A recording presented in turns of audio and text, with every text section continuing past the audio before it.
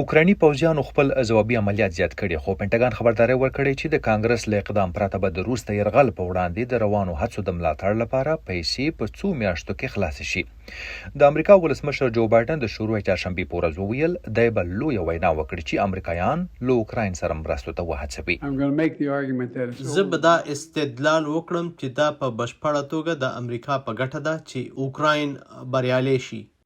خو د امریکا د استازو له جرګې څخه د کیون مکارټي تر لرې کېدو وروسته په لومړي ځل یو ریپبلیکن استازي جیم جورډن په ډاګه وویل چې دی له اوکراین سره د مرستو د پکیج پر ضد دی.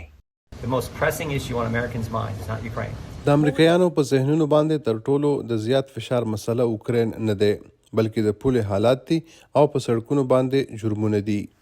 اخوا د اوکراین ولسمشر ولادیمیر زيلنسکي په هسپانیې کې د اروپا د 50 هیوادونو د مشرانو غونډې ته له رسیدو سره سم خبريالانو ته وویل بنیادی چیلنجونه چې موږ یې لرو هغه دا دي چې په یورپ کې اتحاد وساتو. زه یوازې د یورپي ټولنې خبره نه کوم، زه د ټول یورپ خبره کوم. زه فکر کوم تر ټولو لوی چیلنج دا دی چې روس به په معلوماتو، ناسمو معلوماتو، په جعلي او داسې نورو باندې بریدونه وکړي. بل مهمه مسله د اوکراین لپاره دا ده چې په ژمي کې ځان وساتي، ځکه په ژمي کې به له هر لوري پر موږ بریدونه وسی، بیلابیل روسي میزایل او ایراني ډرونونه به وي.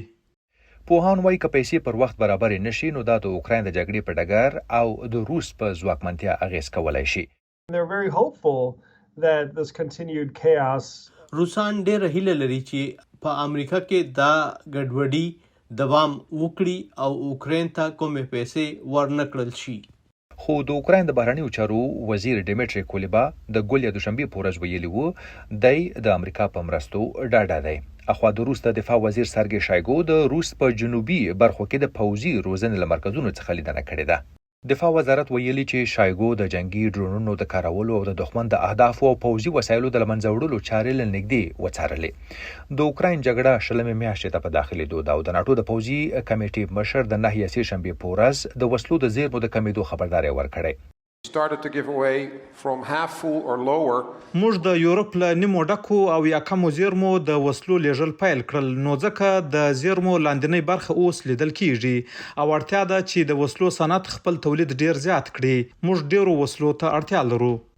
اروپا او امریکا دواړو د وسلو د تولید د زیاتولو پلانونه روښانه کړي دي. پینټاګان دا ونی ویلي د امریکا د پوځي زیرمو د نویو کولو لپاره د کانګرس لخوا د منظور شویو 15.9 بلین ډالر څخه یوازې 1.8 بلین پاتې دي، ځکه ډیر وسلې اوکراین ته لیږدول شوې دي. امریکا د جګړې له پیل راهیسې کیف ته نږدې 4.8 بلین ډالرو په اندازه پوځي مرسته کړې ده.